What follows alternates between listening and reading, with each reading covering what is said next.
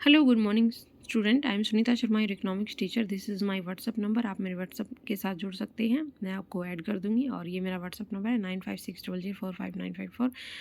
तो जो student BA MA 12th 11th 12th की इकोनॉमिक्स में कोई भी टॉपिक अगर आप समझना चाहते हैं, नेशनल इनकम से रिलेटेड या फिर बजट से रिलेटेड या कोई भी चैप्टर है, लुईस थ्योरी है, हमारी क्रिटिकल मिनिमम एफर्ट है, हैरोडोमर मॉडल है, जो भी आप अगर आपको मैं आपको वीडियो बनाकर सेंड कर दूंगी।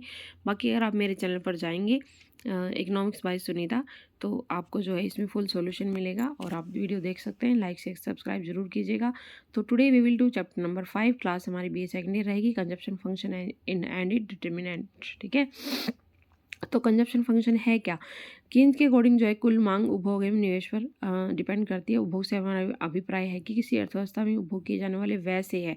ठीक है, अगर हम अपने उपभोग पर कितना व्यय करते हैं, इनकी कितने हम उस पर खर्च करते हैं। ठीक है, राष्ट्रीय आय में लोग जो अपनी आवश्यकताओं को संतुष्ट करने के लिए वस्तुओं सेवाओं खरीदने के लिए जो राशि खर्च करते हैं, वो हमारा कुल उपभोग या कुल व्यय कहलाता है। ठीक है, तो उसमें हम देखते हैं व्हाट इज कंजप्शन फंक्शन है क्या। कंजप्शन फंक्शन कुल उपभोग व राष्ट्रीय आय के संबंध को प्रकट करता है, जो आप एक टेबल के थ्रू समझ सकते हैं।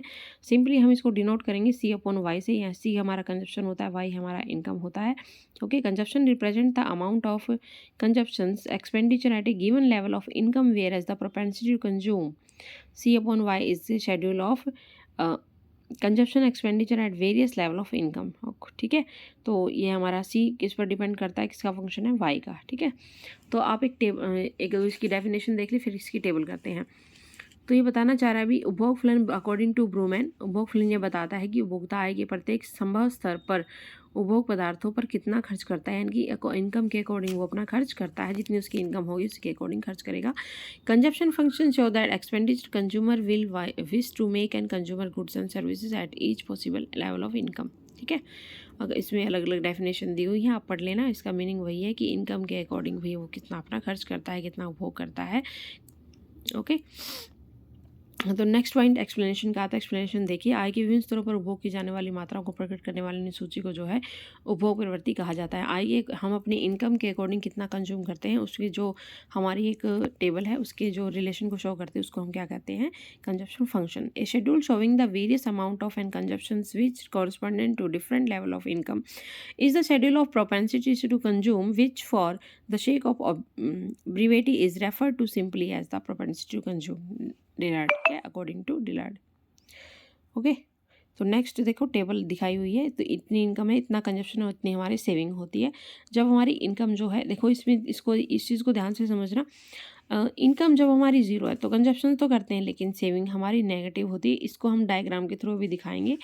ठीक है, फिर जैसे जैसे हमारी इनकम बढ़ती है वैसे वैसे कंजप्शन बढ़ रहा है, लेकिन कंजप्शन जो है इनकम से कम बढ़ रहा है। ठीक है, वो आप देख सकते हैं टेबल में।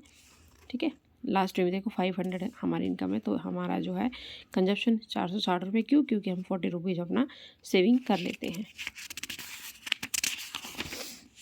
अब देखो ये डायग्राम है भाई। ठीक है, अब स्टार्टिंग में देखो हमने टेबल में यही किया था कि भाई हमारी जो है सेविंग्स, जब हमारी इनकम ज़ीरो है तो हम कंजप्शन तो करते हैं। कंजप्शन हमारा था 10। ठीक है, उसके बाद कंजप्शन बढ़ना शुरू हो जाता है। ठीक है, ओके, और जब हमारी सेविंग जब हमारी इनकम ज़ीरो है तो सेविंग ज़ीरो है। M पॉइंट तक तो सेविंग हमारी ज़ीरो के बराबर रहती है, उसके बाद नेगेटिव हो जाती है। नीचे देखो है ना, नीचे हमारी सेविंग नेगेटिव है। क्यों है नेगेटिव? क्योंकि ज़ीरो इनकम होने के बाद भी हम कंजप्शन कर रहे हैं, इसलिए हमारी सेविंग नेगेटिव है। उसके बाद ज़ीरो कंजप्शन तो ज़ीरो सेविंग, ज़ीरो इनकम तो ज़ीरो सेविंग है। उसके बाद जैसे जैसे हमारी इनकम बढ़ती है 10 10 20 to 40 होती है, उसी के अकॉर्डिंग हमारा जो सेविंग भी बढ़ती चली जाती है। और जो हमारी देखो ये बढ़ रही है ना धीरे धीरे। जैसे कंजप्शन इनकम बढ़ेगी वैसे कंजप्शन बढ़ेगा और सेविंग भी ऊपर की तरफ जा रही है, बढ़ रही है। ठीक है, लेकिन M पॉइंट से नीचे जो है, जीरो से नीचे जो हमारी ये सेविंग जो है ज़ीरो है, क्योंकि हमारी इनकम ज़ीरो है और जो हम कंजप्शन फिर भी कर रहे हैं। तो ये हमारा कंजप्शन की लाइन है, कंजप्शन भी धीरे धीरे बढ़ रहा है। ठीक है, और ये हमारी इनकम देखो AS इनकम भी बढ़ रही है और सेविंग हमारी जैसे जैसे बढ़ेगा, इनकम बढ़ेगी, कंजप्शन बढ़ेगा और सेविंग भी बढ़ेगा। ठीक है, ये हमारा था डायग्राम। उसके बाद है कि सी को हम कैसे डिनोट करते हैं, C0 = BY। यहाँ से देखो ये इंपॉर्टेंट पॉइंट बनता है, ये एग्जाम में आता है भाई। Linear consumption curve which does not start from the point of organ, ठीक है, कहता है linear consumption function does not start the from the point of organ. Okay, इनकी यहाँ से शुरू हो रहा है, नीचे से शुरू नहीं हो रहा है, ठीक है। तो देखो ये इसमें रिलेशन दिखा रहा है कि जैसे जैसे हमारा कंजप्शन नहीं, इनकम जैसे बढ़ेगी, इनकम हमारी 0y से डिनोट हो रही है, जैसे हमारी इनकम 0y1 हो जाती है, y से y1 हो जाती है, वैसे वैसे हमारा कंजप्शन भी बढ़ता चला जाता है, ए पॉइंट से बी पॉइंट पर आ जाता है, ठीक है। तो इतना कंजप्शन बढ़ रहा है, इतनी इनकम बढ़ रही है, इनकम ज़्यादा बढ़ रही है, कंजप्शन कम बढ़ रहा है, ठीक है। तो और स्वतंत्र उपभोग मानते हैं हम जी, C0 को किससे डिनोट करते हैं, स्वतंत्र से करते हैं, कंजप्शन को प्रकट कर रहा है, इसे ऑटोनोमस कंजप्शन को प्रकट कर रहा है। इससे क्या है कि आय के शून्य होने पर भी हम उपभोग कर सकते हैं, जो भी मैंने अभी टेबल में आपको दिखाया था। उसके बाद एक पॉइंट आता है marginal propensity to consume, CC के ढलान को प्रकट करता है। मार्जिनल प्रोपेंसिटी टू कंज्यूम का मतलब है जो हमारी चेंज आता है ना, ठीक, इनकम और उसमें, ठीक है, उसको एक छोटे से टेबल के थ्रू मैं आपको करवाऊंगी, ठीक है। जो चेंज आता है वो उसको हम क्या कहते हैं, MPC, ठीक है। इसने ये कह रहा है कि आय में परिवर्तन होने के कारण उपभोग में होने वाले परिवर्तन का अनुपात क्या होता है, MPC, चेंज C/चेंज Y। इसको हम टेबल के थ्रू करेंगे, ठीक है।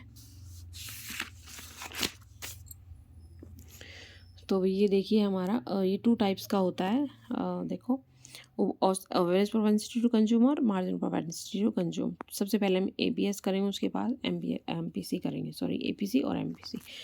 तो ये देखिए एक छोटा सा फॉर्मूला है APC का। APC हम कैसे निकालते हैं, C/Y, average propensity to consume. APC को डिनोट करता है, C हमारी कंजप्शन और Y हमारा इनकम है। तो हमारा C 80 है और Y हमारा 100 है, तो हमारा 0.8 क्या होगा, APC होगा, ठीक है। इसको हम टेबल से कर सकते हैं, ये आपका एग्ज़ाम में भी कई बार क्वेश्चन आता है, हाउ टू, ठीक है, कैलकुलेट APC। उसके बाद देखिए थोड़ा इम्पोर्टेंट पॉइंट है आपका, मैंने बताया था MPC। MPC क्या होता है, चेंज जो आता है, ठीक है। इनकम में देखो जो हमारा चेंज हुआ है 100 से लेकर 150 तक चेंज हुआ है पहले, उसके बाद हमारी इनकम 100 से 200 हो जाती है, यानी कि इनकम में हमारा चेंज आया 100 का, तो यहाँ पे हम 100 लिखेंगे। और अब देखते हैं इसमें कितना चेंज आया है APC में, ठीक है। APC देखो पहले 0 थी, फिर हमारी 40 हो गई है। कंजप्शन हमारा चेंज निकालेंगे अभी, कंजप्शन हमारा 0 था, 40, फिर 80, फिर 120। तो 80 और 120 हमारा जो चेंज आया है, ठीक है, कंजप्शन में, वो हमारा 80 रुपीज़ आया है, ठीक है। तो हमारा ये कितना रहेगा अभी, 0.8 हमारी आ गई APC। उसके बाद सॉरी, ठीक है। तो ये हमारा था भाई APC का पॉइंट, कि APC हम कैसे बताएंगे, देखो 120/200, ठीक है। पहले हम ले लेंगे 120, देखो ये दिया हुआ है 120/200, तो हमारी ये आ जाएगी APC 0.6। उसके बाद हमारी ये कंजप्शन है हमारा 80 है, और हमारी जो इनकम है वो 100 है, तो हम ले लेंगे 0.8, ठीक है, इसको APC को। अब देखिए MPC कैसे निकालते हैं, ठीक है, उसमें थोड़ा सा गड़बड़ हो गया था। अब देखो MPC देखिए कैसे निकालते हैं। MPC निकालने के लिए MPC हम किससे डिनोट करते हैं, जो हमारा कंजप्शन में चेंज होता है और जो हमारा इनकम में चेंज होता है। अब देखो चेंज कैसे करेंगे, यहाँ पे देखो इनकम में 100 से 200, तो 100 रुपीज़ का चेंज आया ना यहाँ पे, ठीक है। अब कंजप्शन में चेंज कितना आया, 120 से 80 = 40, ठीक है। तो 40 हमारा आ गया, 40/100 चेंज लेकर चलेंगे, तो ये हमारा हो गया भाई MPC। MPC कैसे निकालेंगे, change C and change Y, और 150 माइनस में 120, 30 आ गया, ये हमारा चेंज, ओके। तो यहाँ पर हम 0.3 से इसको डिनोट कर देंगे, ठीक है। तो ये हम इसको डायग्राम के थ्रू ऐसे दिखा सकते हैं, ये हमारी कंजप्शन लाइन है और ये हमारा इनकम है। इनकम जब हमारा चेंज हुआ है, चेंज Y 100 में चेंज हुआ है, देखो 100 से 200 हो गई है इनकम, तो चेंज हम लिखेंगे अपना नीचे 100, तो यहाँ पर लिखा हुआ है इसने। और फिर हम देखते हैं कंजप्शन में कितना चेंज हुआ है। कंजप्शन में हमारा 80 से 120 यानी कि 40 रुपीज़ का चेंज हुआ है, ओके।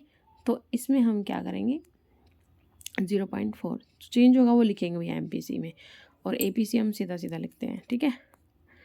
तो APC MPC के 2-3 पॉइंट अभी ध्यान से नोट कर लेना। ये हमेशा घनात्मक होती है, 0 से अधिक और इकाई से कम होती है।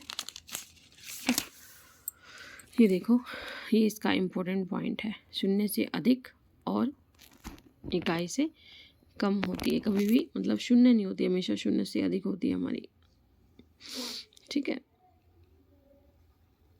जब भी हमारी इनकम अगर थोड़ी सी बढ़ती है तो हम क्या करते हैं, कुछ ना कुछ अपना कंजप्शन करते हैं, इसलिए हमारा जो है एमपीसी हमेशा पॉजिटिव होती है, 0 से अधिक और 1 से कम। ठीक है, ये इंपॉर्टेंट पॉइंट था। ओके भाई, ठीक है। तो 2-3 पॉइंट ये भी दिए हुए कर लो। निर्धन वर्ग की सीमांत उपभोग प्रवृत्ति अधिक होती है क्योंकि ये निर्धन वर्ग ज़्यादा खर्च करता है, जो हमारा रिच पर्सनस के अकॉर्डिंग। स्थिर सीमांत प्रवृत्ति एमपीसी कांस्टेंट होती है, सीमांत दीर्घकालीन सीमांत प्रवृत्ति कांस्टेंट रहती है। इसके से मतलब ये है कि आय में परिवर्तन होने पर भी उपभोग में परिवर्तन नहीं होता है। शॉर्ट रन की नहीं, लॉन्ग रन की बात कर रहा है। ठीक है, तो ये वही इंपॉर्टेंट पॉइंट थे कुछ एमपीसी और एपीसी से रिलेटेड कंजप्शन फंक्शन से। तो this is very important chapter. तो भाई वीडियो को लाइक शेयर सब्सक्राइब ज़रूर कीजिएगा, और 9560045994 जो है मेरा व्हाट्सअप नंबर है, आप इसके साथ जुड़िए और मेरे चैनल को सब्सक्राइब ज़रूर कीजिएगा। ठीक है, थैंक यू।